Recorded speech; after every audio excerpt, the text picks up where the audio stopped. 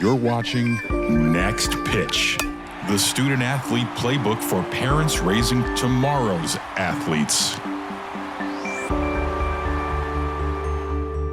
Hi, Anthony Levrets, host of the Next Pitch podcast, and on behalf of Jason Cardona, my partner and Emmy Award-winning producer, we are thrilled to bring you a conversation today with Alyssa Tormala, the head of Laurel Springs School, and Mark Santangelo, the director of JTCC.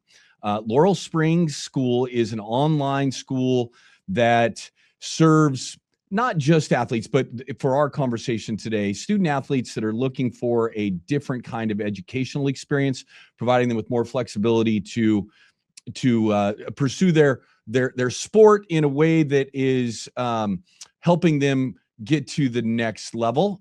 Mark is the director of JTCC, as I mentioned, and that is a tennis academy that is sort of a hybrid in-person online school associated with tennis, and they use Laurel Springs as part of their education platform. Pretty fascinating conversation, a little different than some of the guests that I've had on, but I enjoyed the conversation immensely. Two very articulate people about what they're doing, very passionate about what they do, and really enjoyed the conversation and hope you enjoyed it as much as I did. Alyssa, Mark, welcome to the show. Really appreciate you taking the time to do this. I'm excited about the conversation. Interesting to see what directions we kind of spin off here to today. But to begin with, let's just go one at a time. Alyssa, kind of give us your background, your role at Laurel Springs. I will have introduced you kind of overall properly before we've started here. But from your perspective, what's your background and kind of what you do with Laurel Springs School? Great. Thanks so much. And I'm so excited to be here on the Next Pitch. Thank you for inviting us. I'm Alyssa Tormala. I am the head of school for Laurel Springs, which means I get the really wonderful opportunity of really leading our entire organization as we serve students all over the world. We have over 3,000 students that attend Laurel Springs from grades K through 12. And about 20% of those students are international students, and about 40% of those students are athletes, what we would consider college-bound athletes at some level, shape, or form. My background is I've been with Laurel Springs for a few years, and overall I've been in private education for over 20 years, served in just about every role you can think of on an education side of the coin: teacher, department chair, vice principal, etc. And before that, I was a lawyer. I was a labor and employment lawyer before I became a teacher. So this role that I'm in right now is actually a really cool way for me to combine all of those different experiences and skill sets for the benefit of our students, which is really at the heart of everything we do. So as an attorney, I need to be careful about what I say on this show here today. I will be very careful. Yes or no answers. I won't give too many to expound too much. Mark, same thing for you. JTCC, what is it? What do you do? What is your background? Kind of put that all together. Well, I'm coming at you from beautiful College Park, Maryland, right outside of DC. We're right up the street from the University of Maryland, and JTCC stands for Junior Tennis Champions Program, Champion Center. I should know the name of where I work. I've been here for 19 years. The program has been here for about 25 years. We just celebrated our anniversary. What we do is we train junior tennis athletes. We're also a club, and we have adult members. We have a wheelchair program. We have a wide soup to nuts of what we do for tennis. But the main thing that we do is that we train kids starting at a young age to play the sport of tennis. And we'll talk about specialization later, I'm sure. We have a pathway program that brings kids locally from very young age all the way up to high school and beyond. And then we recruit throughout the US and internationally. We are one of the top sites for this in the US. And I've been with the place for 19 years. I started here. I think I'm the last person in the world who can say that I got a job from finding an ad in the Washington Post. And I came in and I was interviewed and thought, well, this will be an interesting thing to do for a year or two. And here I am 19 years later. We've come full circle. There's one of our guys who went off to the pros, a guy named Dennis Kudla, who had a pretty good pro career. He's now one of our coaches. He had a solid career and decided he wanted to come back and do this. So, I mean, I haven't gotten to the point where any of my players that have kids who come back here, then I know I've been here a long time. But that'll happen eventually. So you guys can pick who, how, and how you answer this, and who goes first on this next part. How does Laurel Springs School and your academy or your center work together? What is that relationship? How do the athletes get involved and engaged, and what is that, kind of the rhythm of that for your athletes, or the student athletes at the center? Alyssa, you want to go first, and I'll go out and I'll get organic. Yeah, you go first. Perfect. Okay. So Laurel Springs School is an online school. We are completely remote. We're an asynchronous program, which means that our content can be delivered if you have a computer and the internet. So it's super flexible, 100% able to be fitted essentially around what a student is doing in the rest of their lives. We serve K through 12, of course, so we can serve any of the grade levels that JTCC supports. And we provide expert teachers, expert counselors who help students with their college and career planning. We have a lot of support systems built in on a virtual level, and even an amazing community engagement program with clubs, activities, competition programs, in-person field trips, all of these different opportunities that students have to engage with each other socially. And then also with our teachers and counselors. So from our end, what's great about a program like Laurel Springs is we can fit around what other programs like JTCC are doing when it comes to how they design their training program for their students, what their students might need from an academic perspective. We can really adjust according to each individual student and also to the program overall. So it's something we do with a variety of partners, but JTCC is one of our longest standing and most important partners that we work with. We've been around for 35 years, so we have just a few years ahead of JTCC. But I forget, Mark, I think we've been involved with JTCC for quite some time. It's been at least 20 years. The relationship predates me. Yeah. Okay, so I have a quick question before, Mark, before you get 35 years. When was the internet invented, and how how did the online, like, are you right at the beginning of, are you like the first internet program available, like in the Matrix, like you're the first one ever? Exactly. We actually started as a smaller sort of distance learning kind of school in Ojai, California. And then about 3 years later in 1994, the Northridge earthquake happened in California, and it destroyed a lot of the libraries and a lot of the physical systems that our students were using for research and working on their projects. And it was actually a student who went to our founder and said, "Hey, I'm doing a report on Romania. I've discovered there are 50,000 sites on the internet about Romania." And of course, the internet was brand new at that point. Right. Could I use those sites for my report? And to her credit, our founder said, "Sure, how hard could it be to be an online program?" And it developed from there. So we showed up on the Today Show in 1996. It just really grew from there. We were the first online program in the United States for K through 12. So you are truly red pill, blue pill from the Matrix. Like that is 100%. Yep. That's awesome. That's cool. But I can tell you that in the early days of our relationship, when I first started, we were still mailing in the work to teachers. Wow. So we had one teacher. She actually lived, one of Laurel Springs teachers, she lived in Mexico, and she had a mailbox in Nevada. And so we would mail these huge packets of the students' work to them. And then, I don't know what that is in the background there. Apparently we're about to be evacuated. It's fine. And I was always stressed out. Like, my God, is this work even going to get to this person? Because she would check her mailbox like once a month. It's much more sophisticated now. We've grown, the internet has grown. It's a whole different world. So, anyways. Yeah, the model. So sorry to take that tangent, but that's I think that's significant, right? Like 35 years of doing something online. That goes back to the very beginning of this whole process.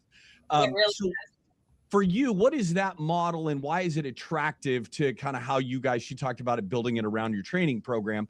Well, for your center and places like you, why is that the online program and the flexibility of that? Why does that matter, and how do you use it? I mean, one of the things that's different about tennis is that it doesn't really have a season. It's an all-year sport. And so it's very difficult to work around a traditional schedule if you want to make a full commitment to it. And so our founder, Ken Brody, who set this place up and put a lot of money into it in the early days, he was pretty clear that if we were going to have a full-day champions program, the kids, you can't play 4 or 5 hours straight. You need to have a break. And academics therefore needs to be sort of part of that. To have people actually in the classroom is one possibility, but the flexibility allowed by a distance learning program like Laurel Springs really allowed us to get all of the top level teaching and all of the instruction without having to create our own curriculum. And that was critical. And then the idea that you can have players go on the road and then still have access to their coursework. You know, these kids are playing tournaments in some cases all around the world. I had a player who was in China in January of 2021, and we're on a video call as weird things are happening down at the Capitol, and we're talking about Martin Luther King. And I thought, well, let's keep this lesson up and we'll talk about what's going on. But I mean, it really is, it's an incredible flexibility that allows us to have, and we've got a classroom with kids who are all different ages. None of them are doing the same thing at the same time. And it really makes it possible to customize and personalize the education that we're offering with the support of the Laurel Springs staff, who have been great to us. So I think you gave a little bit of the answer to this next question, but why is it needed, right? Like, what is so I'm a parent of a high school athlete, and kind of what are the signs that I would need something like this outside of the traditional high school experience? Why are there 3,000 people using your school? Yeah. Excellent question. And again, we serve students in athletics. We serve students who are performing artists. We serve students who have a medical condition. We serve students who are needing to work from a home environment because maybe they're traveling a lot with their family. There are all kinds of reasons why students come to a program like Laurel Springs. I think some of the key indicators for families to look for if they are thinking maybe online learning is the right thing for me. Number one, how much time is your student spending on something outside of school? Whether that's a passion, like being a performing artist and the training and the work that goes into that, or the competitions and performances, whether it's being a high level athlete, whether it's, starting your own business. We have students who do that.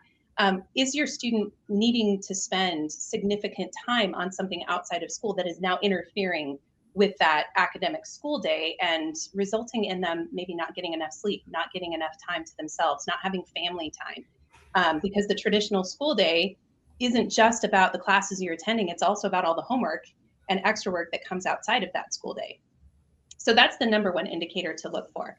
I think we also encourage parents to look at, how is my student doing as a student and as a human in their current educational environment? Are they being well served? Are they getting the content they need? Are they getting the level of acceleration or personalized support that they might need? Are they getting the opportunity to engage in other passions or pursuits that they might want to engage in? Are we having enough time as a family to actually have that family time? These are all good indicators that send people our way. And these are the kinds of stories they tell us. My student has ADHD and is not being served well in having to sit in a classroom environment for 6 hours. We need more flexibility. My student is, in a really small rural community, and the opportunities for education are not as high as we think my student deserves. So we need something more. My student is an accelerated learner and wants to move more quickly through content, and a traditional school environment makes that really hard. There are all kinds of stories that we hear. So that's just a smattering. No, it's great. So for you, Mark, from just strictly specific now to the tennis, and you talked about the flexibility and the time commitment of it, but what is a mostly individual sports, I would imagine, right? Not a lot of team sports, but as a parent of a young person, what would you be telling a parent about why they should be thinking about this model of education combined with their sport? Yeah, I mean, there's a couple of things that I would say for that. I mean, one is I'll point out that here at JTCC, we've developed a slightly different version of the model. So we're actually a blended learning classroom. So our students aren't just getting the material from the Laurel Springs and then doing the work themselves. We've got teachers in the room who are guiding the kids through that.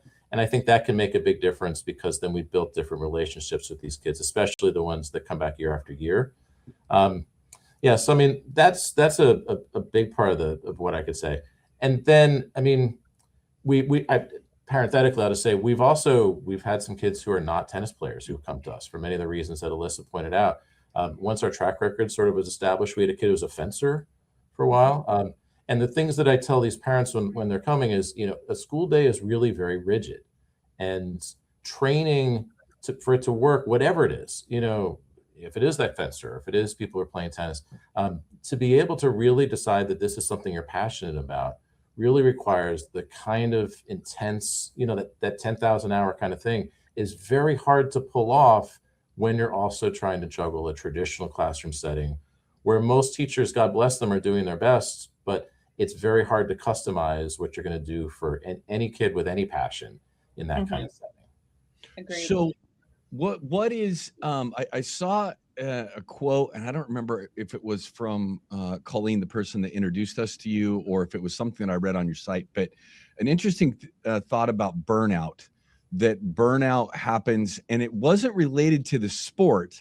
Mm-hmm. It was related to how much school the kid was going to in relation to sport. And I'm a sports guy. Like I played, I coached for a long time. I'm a parent now of a pretty high level athlete around it. Have a podcast that all we do is talk about sports, right? And I'd never heard that before, right? That the school part is what's leading to the burnout of the athlete. Can you kind of talk me through that? Like, what is that? Where did that come from? And how is that received? Because I don't really know how to feel about that as a parent. Like, what I was just trying to I wish somebody would have said that to me when I was a kid, that my school was burning me out too much. I needed to spend more time on my sport. But I don't know if that'd have been the right thing for me. So tell me why it would be.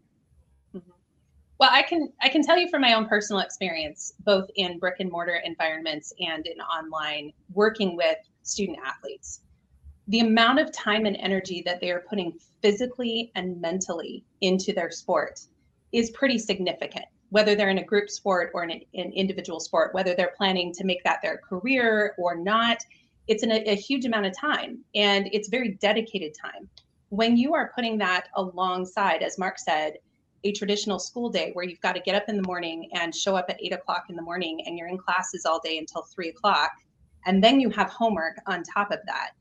And you have added pressure if you are trying to get into certain colleges or certain programs of taking AP classes or taking honors classes or doing extra, academic work on top of it.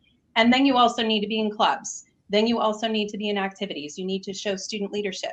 The kinds of things that colleges are asking students to show as part of their application process has grown over time since we were kids. It's certainly, the expectations are much higher, especially if that student is trying to get into a higher level college.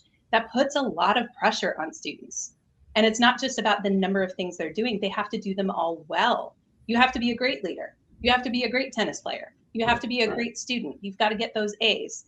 That puts a huge amount of pressure on students. And I saw it time and time again in a traditional environment, how our student athletes and our performers and other students who were passionate about something were experiencing that level of burnout. There just weren't the needed number of hours in a day to do everything and do it well, and to meet those expectations that they were feeling pressure from, whether it was parents or fellow students or their, sports team or whatever that might be from. And they weren't getting enough sleep. They weren't eating well. They weren't taking time out for themselves. And then you have social media on top of it. Like, we could layer in all of those many pressures that our students of today feel. And school is a huge part of it, especially if you have a limited time frame in which you are able to do the work. So I would say, from a burnout perspective, it's not that students shouldn't be doing great stuff in school. They should.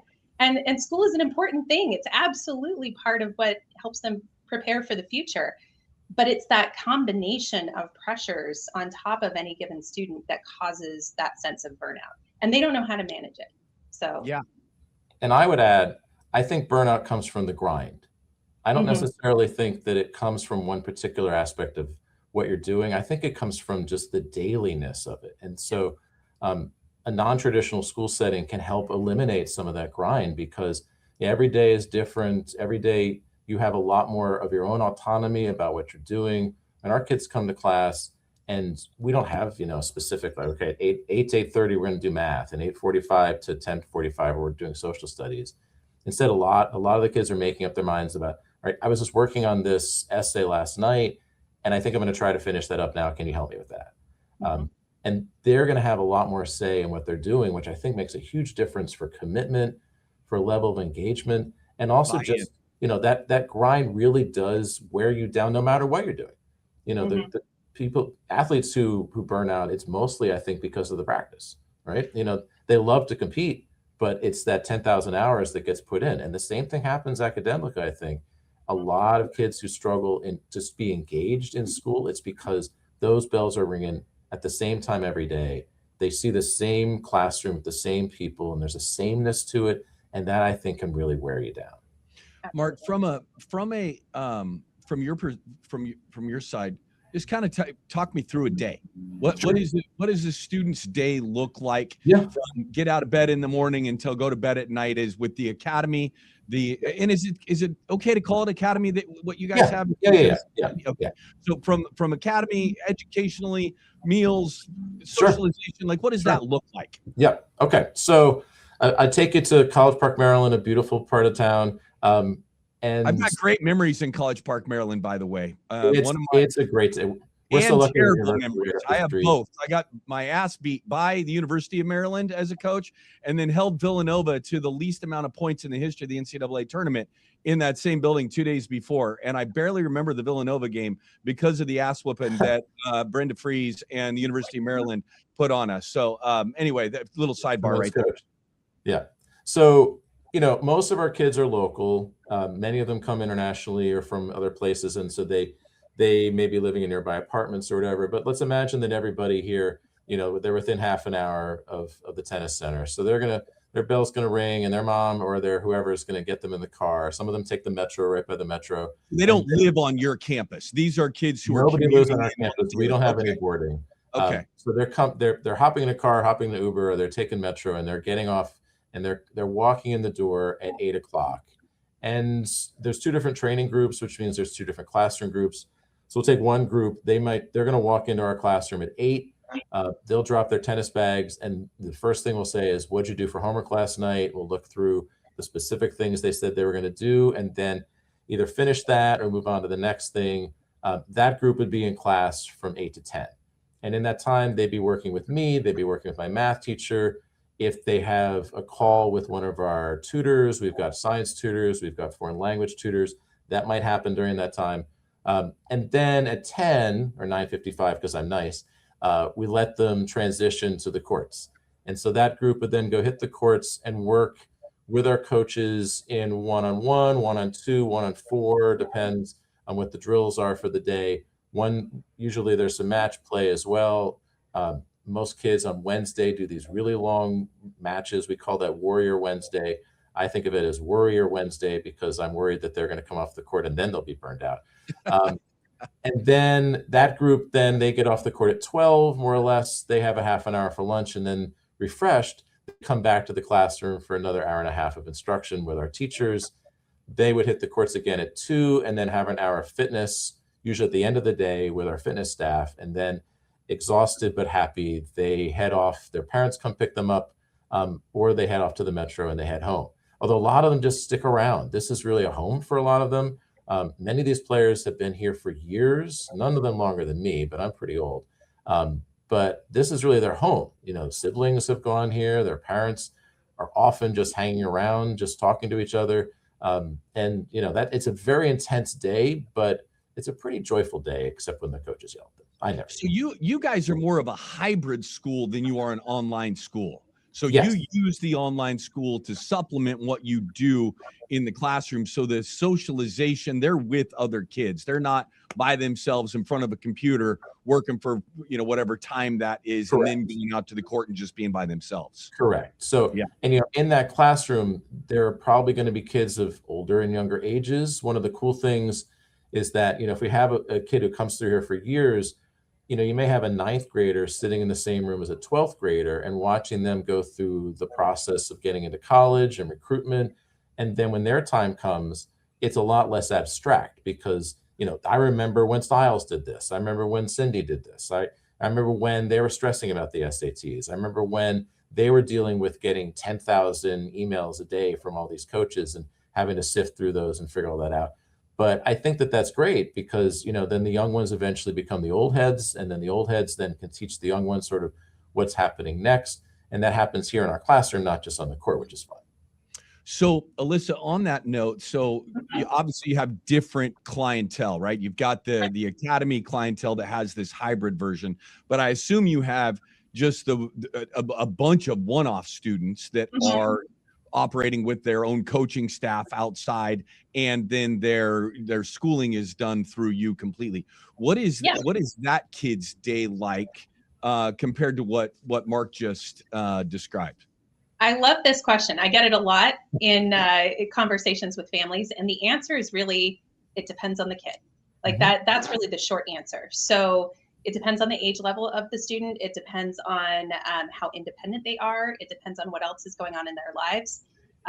With our students, it could look like I go to training or performance work or practice or whatever it might be in the morning. I come home and do some of my schoolwork. I go back to practice or training in the afternoon. I come back home and do some of my schoolwork. Somewhere in the middle there, I fit in a club or other type of Zoom meeting with a teacher.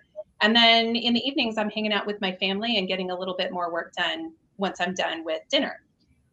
For our students who have a lot of competitions or performances that they need to do where it might take an entire week of their lives to really dedicate to that, they'll just either get ahead on their schoolwork or they'll catch up on the weekend or the week after, because we don't have any deadlines that they are going to get penalized for not meeting. So in our system, it's a rolling enrollment environment, which means a student could start their individual academic school year at any point in the year, pretty much any Wednesday. They could start in the middle of June, they could start in the middle of November. It's really up to that student and their family on what's going to work best around their particular schedules. And then they can set up their daily and weekly schedules in whatever way they see fit. We have a lot of our students, especially the older students, that get to a point where they're like, you know what, I'm actually better at learning if I just dive deeply into one specific subject for a day. So I'm going to do all my English work for the entire week in one day. I'm just going to focus on English on Monday. And then Tuesday, I'm going to focus on all my math work for the week. And Wednesday, it'll be science, et cetera, et cetera. And they'll fit in whatever else they wish to do. A lot of our students are also very high level academic performers. They really want to get that extra level of academic work in there. So they want the extra AP courses. They want the extra honors courses. They take dual enrollment courses through some of our partners. So they will spend extra time and energy on their academics because that's their passion. And then they get to pick and choose a little bit more what they're most interested in. And they don't have to worry about, hey, I can't take AP biology because there are only 24 seats in the classroom available for that class. We're not limiting them on that because we don't have a time and space limitation. So our younger students, of course, it's going to look a little bit different, right? For our K-5 students, their parents are a lot more involved. They're setting up their schedule and structure at home, and we work with them quite extensively as learning coaches. So our teachers work directly with the parents to make sure that the student is setting up their timing and pacing depending on what that student actually needs. So the short answer is it depends. The long answer is I could give you multiple examples of what that could look like. Sure. So I've got a kind of a follow-up question for you, Alyssa, just from a skeptic standpoint perspective. So I'm going to a non-traditional school, but I'm probably going to go to a traditional college. Right. Like there's not, obviously there are some online schools out there, and actually, ironically, when I was coaching at Utah, this is 10 years ago now, half of the classes that my kids took were online classes while they were on campus, which was at that time was bizarre to me. And I think that's shifted back to more in person. But anyway, that's a different conversation. But for a kid who's going to go to a traditional school, going to an online K-12 in some way, shape, or form, how is that socialization component talked about, thought about, and prepped for them heading to that university that's not going to be that same experience? It's going to be 500 kids in a classroom, one teacher and one TA. Like, what is that? How do you guys approach that? And is that a parent's job, or do you guys put that as part of what you do? So a little bit of both. And let me start with the fact that because of the way our system works, we're actually more aligned with what you see in a typical college experience than a traditional K-12 environment is. while we don't have the physical in-person classes, and that is going to be a new thing that students will, get adjusted to, what I can tell you is I did a bunch of research at my previous school about what makes college preparatory education work. Like, what is it that colleges are actually looking for in a successful student? What are the indicators? And the number one thing I heard from every professor I interviewed is that an indicator of success is whether or not the student comes and talks to the professor, whether or not the student is actually engaged with, whether it's a professor or a TA or their counselor, whoever it might be. Are they taking that step to be an independent advocate for their own learning? And a lot of students, in my experience in traditional models, have not really developed that skill. And it's one of the big challenges in a college environment that professors talk about all the time for students coming from traditional education. In a format like ours, that's exactly what our students do every single day. They are reaching out to their teachers. They're getting on Zoom calls. They're talking to their counselors one-on-one. They lose that sense of discomfort or awkwardness of talking to adults and helping to advocate for yourself. So when they transition to college, our alumni tell us over and over again that that's one of the huge skills that they already have that a lot of their colleagues do not. The second is the ability to be an independent learner and set your own schedule. That's something our students have to do to be successful in our program. And it's something you have to do as a college student. You might have a class you got to show up for, but that class might only meet once or twice a week. And you have to do all the work for that class outside of that time. So how do you know when to set that up? How do you balance that against whatever other activities, including socialization that you might be doing as a college student? Our students already have that skill set when they walk in.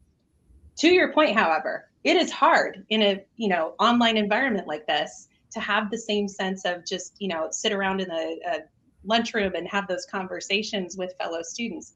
So we really lean hard into that. We have a huge community engagement program, 90 plus clubs and activities, opportunities for like coffee house performances or competitions, field trips in person that our families can join. Every month of the year, we have a different location we go to.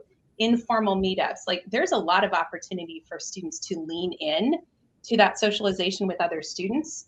There's also opportunity academically in our academy program that has a little bit of a hybrid feature. We have some live classes that are part of that students can attend virtually. And then there's also the opportunity to meet one-on-one with your teachers and your counselors whenever you wish to.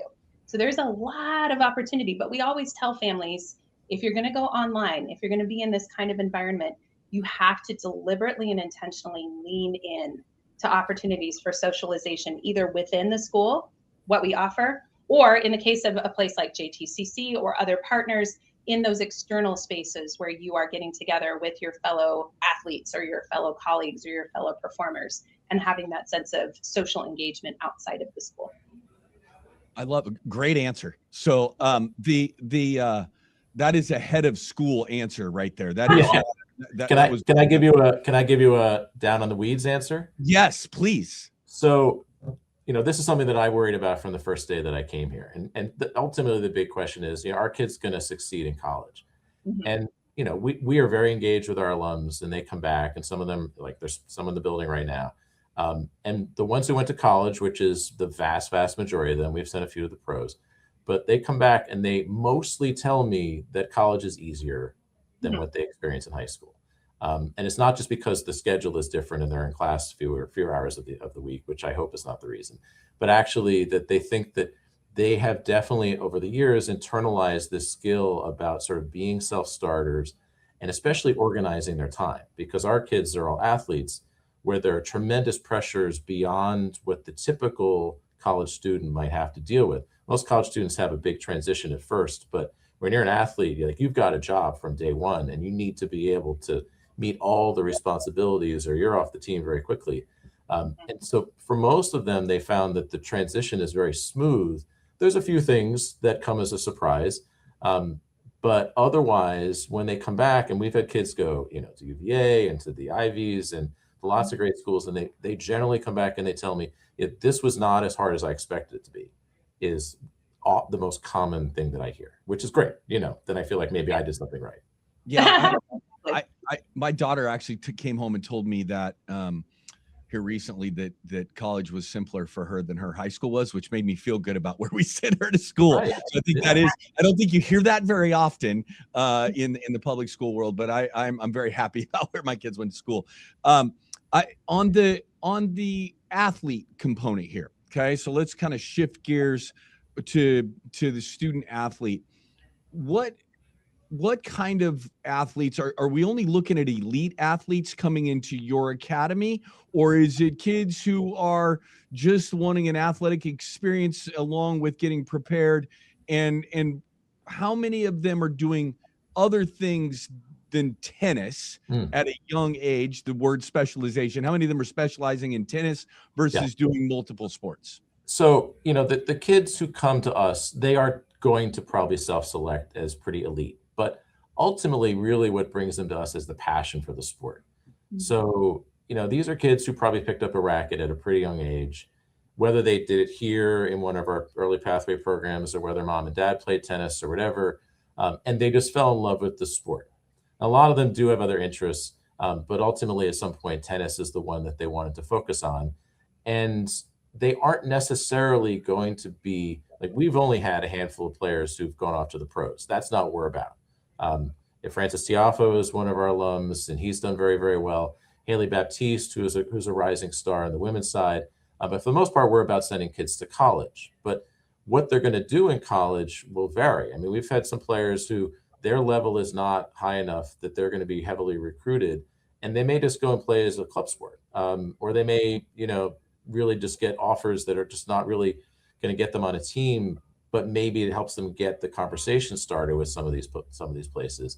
And then, of course, we've had some folks who, are playing at some of the highest level in the college level of the sport. So, I don't know, it varies. And that's, I think, our answer. That's our answer of the day. It varies. We've had, we had a kid who graduated last year, and he didn't have any offers, and he wasn't sure what to do with himself. And he's training down in Florida, and he's taking community college classes, and he will go to college someday. And he'll probably never play for a team. Maybe he will, though. And, his experience here was incredible. He became a real leader in a small group setting, really, really kind of blossomed in a way that I think he would never have had if he had wound up somewhere else. The other thing I want to say about specialization is that tennis does take up a lot of these kids' time. I mean, they eat it and they breathe it and they sleep it. The tennis channel is on in our lobby at all hours, and there could be an obscure match going on somewhere in Kazakhstan, and it's like 2 of the top 400 players in the world, and our kids will walk through and they'll analyze the match. They know the players, they know everything about them. It's kind of amazing and a little scary, but we do have some folks in our program who are still holding on to some of the other things that matter to them. So I've got a young guy, he's in 9th grade, and he spent this weekend birding. He got up at 1 a.m, and God bless his dad, drove him off to the Eastern Shore of Maryland, and they were looking at owls at 3 a.m, and he came back all enthusiastic about this. And, so it is still possible to have the other parts of your life. I've got kids who are musicians. Every year we have a graduation, and, I try to get one of the players here to perform the national anthem at least. So I've had singers do that. We had a kid do that by the saxophone one year, and I didn't know he played saxophone, but he got through the first verse, which was fine. So yeah, they haven't completely given up on the fact that the whole rest of the world is out there, and the things that matter to them besides tennis are still there. They've made a commitment that tennis is going to be the thing that they want to, for the next few years of their life anyway. Follow-up question. You said something about the kid being passionate about what they were doing. And I think that's such a critical component, right? How many times do your kids burn out or not make it if the parent is passionate? Because our big thing here, we talk about this a lot on the show, and I believe deeply in this, is that the kid needs to care about the sport or sports that they're playing. And if it's the parent that is driving that, eventually the parent-child relationship is going to get broken. And it's not going to reach the potential, or they're going to get injured, or they're going to be, I'm done with this. Like, leave me alone. I'm done with this. when you're talking to families about the sport journey that they're on, Mhm. how important is that part? That this has got to be a kid's decision, not the parents' decision that's driving this journey. Very much so. I mean, tennis parents are a real thing. Yes. That stereotype exists for a reason. What we tell our families is that there's going to be a partnership, and this partnership only works if everybody isn't equally engaged. You need to have great coaching, you need to have great teaching, you need to have great parent involvement, and then you need the kid to be in the middle there and getting support from everybody. We have once or twice had some players who got pretty deep into their high school years and thought, well, tennis may not be the thing for us. And in that case, I think my job is to set everybody up for success, whether it's the burnout or whether it's, an injury can happen, athletes, it happens all the time, or just some other change in life. I want to make sure that when they walk out of here, they're prepared to be successful no matter what the next step is. Are they going to play college tennis? Great. Are they not going to play college tennis and just sort of play at a club level? Fine. Are they never going to pick up a racket again? I don't really care. What I want is for them to be as successful and prepared for like the rest of their lives, because for the most part, what we're trying to do here is use tennis as a vehicle to get them the best possible education that open the next step of their life in a way that will open them up for the next step and the next step and the next step. And if somewhere along the way tennis falls by the wayside, I want to make sure those next steps are going to work out for them. 100%. And if you have a kid who isn't actually fully bought in on tennis, then I hope that eventually they love the school so much that they'll keep coming and working with our staff here, or they'll love Laurel Springs so much that they'll say, this kind of flexible learning, this is working for me, even if maybe I don't want to do fitness today, and they may duck that and come back to class. I'm okay with that. You can do that if you need to. Maybe for both of you, what's the youngest that you're seeing kids come in that this is about their sport, not just and this is probably more for you, Alyssa, but I'm sure you get this too, some, Mark, but the idea that we're coming to you for sport, kid is going to be specializing. What's the youngest happening now and I hope this answer doesn't alarm me too much, but what is the youngest you're seeing people starting down this path? It's the K-5 level. It's not as frequent with our grades K-5 as it might be with middle school. But certainly we have families that come to us in K-5 and are already looking at spending more time on a particular sport or on athletics in general because their student just, really loves sports. I think sometimes to your earlier point, that may be driven a little bit more by the parents at that age group than it is by the student themselves. Which does worry us. And of course, when we're working with those families, we want to make sure that the student's education and overall experience is really at the forefront of anything that we're looking at designing for them. And our K-5 program is amazing. It's super awesome for younger students. But we do see it at, as young as, second, third grade level that parents start to talk about that. I would challenge those parents just for this conversation to not do what they're going to do with you, but to do some research on burnout and injury and parent-child relationship when specialization begins that early. And there's just, we've had an unbelievable opportunity here to talk to student athletes, sports science people, pros, Hall of Famers in all the major sports, Olympic gold medalists, like across the spectrum. And every one of them, minus one, only one that we've talked to. And that one, Amy Van Dyken, says she wishes that she would have played multiple sports, all played multiple sports, at least up until the high school age. So hopefully there's an opportunity, even in your, in the ability to do the online, that there frees up some time for them to do some other things, train their brains and their bodies in multifaceted ways. If you'd like some information on how to share that message, I'm happy to provide it. But there's just, I hope that we don't get to the second grade of specialization being the only way that we get to be a pro, because the opposite of that has been proven through a lot of science and research. And I'm going to say, for our perspective, we have players here who are starting at a very young age, but the full-time program that I described is for middle school and high school kids only, and the vast majority of them are ninth grade and above. Yeah. The one exception, I remember this how many years ago, my boss came to me a couple days before the school year and he said, so we've got this 5th grader and we want him to start the program. We want to do school with you. And I said, we're not an elementary school. And he said, well, this kid is going to be really, really, really good. And I was like, okay, you're crazy. And I couldn't imagine this was going to work. It was Francis Tiafo, made the top 10. Yeah. So, That person, right? That one doesn't walk in very often, right? Exactly. They're literally 1 in a billion. Right. Yeah. And what I certainly hope is that 10,000 other families don't think, well, my kid is going to be that kid. I really want them to make the right decisions for them. Have my kid play tennis, but also baseball or paint or whatever it is as well. And eventually specialize when that's the right thing to do. And I hope every tennis player in the DMV area is then sending their kid here to play with us at least, once a week. Yeah. But we'll figure the rest out. Yeah. Yeah, and I think it's just important that there's a place for everybody, right? And that I think that the studies are, or I just saw this posted here not too long ago, and I talk about it all the time.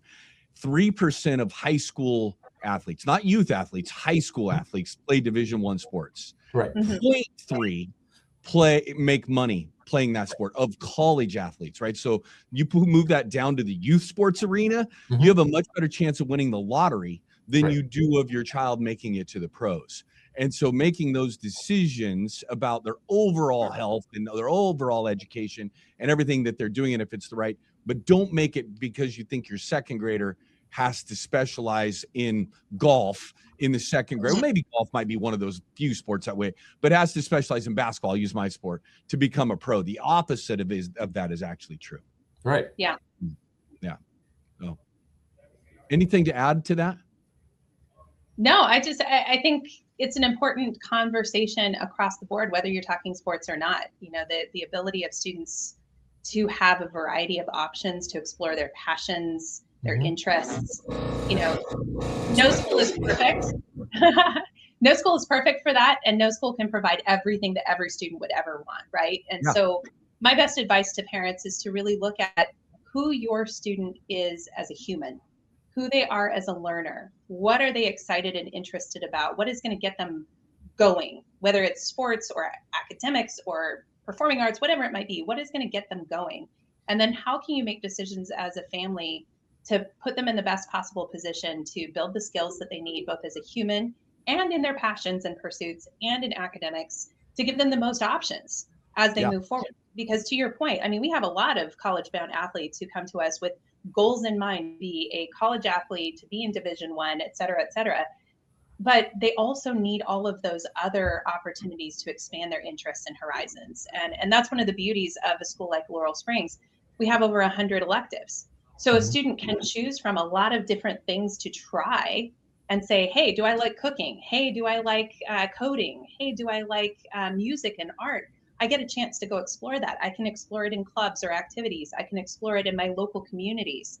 If I'm an equestrian, I can explore, what level do I actually want to be at, and how do I incorporate animals into my life in general? There's so many different ways that we can encourage our students to have that breadth of experience and breadth of opportunity to explore who they are as humans. And I think that's something that JTCC and Laurel Springs both really put at the heart of our programs in each of our ways, because that's what we're here for. We want students to be successful as humans as they move forward in an ever-changing world. One of my seniors is taking forensic science. And so, he hasn't been walking around taking fingerprints or anything like that. But still, although hopefully we don't have any dead bodies here, so we have to worry about that. But if necessary, he's going to be ready. He's be ready. Yeah. No, and I think just to your point too, is I'm thinking about this. If I'm a parent and if I have a child that is, the indicators of, online school being a good option, you could do more sports. And one of the things that's happened in our world, and I'm sitting here, I don't know if I'm changing my mind about public education versus private education, but I'm having the conversation in my own brain right now. One of the things that's happened is, we've taken PE out of the schools in such a way that, a first through fifth grader gets PE once a week sometimes. And it's just horrific. I can't imagine what I would have been like in a classroom without being able to move my body for an hour every single day in school. Those poor teachers would have been. And so the ability to be able to put your approach in for young kids like that, I can see there is some value there. So good job changing my mind. I'll give you a perfect example. I have a set of actually 4 girls, 2 sets of twins, right? One set are seniors, one set are, I believe, sophomores this year. Both sets of these girls are just passionate about bodies, right? They are gymnasts, they are dancers, they teach dance and gymnastics, they engage in high-level academics, they participate in clubs and activities, and they're able to do that because Laurel Springs fits around what they are excited and passionate about. And when you talk to them, it's amazing what they can tell you about how much they appreciate having the time and space in their day to adjust around. One of them said, I can teach, the littles in gymnastics because I'm available at the time that class is offered in my gym, where if I were going to a local public school or a local private school, I wouldn't be available and I wouldn't get to have that experience. And that's just one example of the ways that our students can really, flex in what they do. And what you also said made me think a little bit of our younger students too. I mean, if they want to do their schoolwork on their bed, if they want to build a fort in the living room and do their schoolwork there, if they want to go walk to the park and do their science activity in the park, they have the ability to do that with us really easily, right? It just depends on how their families want to set it up. So to your point, I love the idea of students having the opportunity to flex outside of sort of the traditional box of education and think more broadly about what works for them.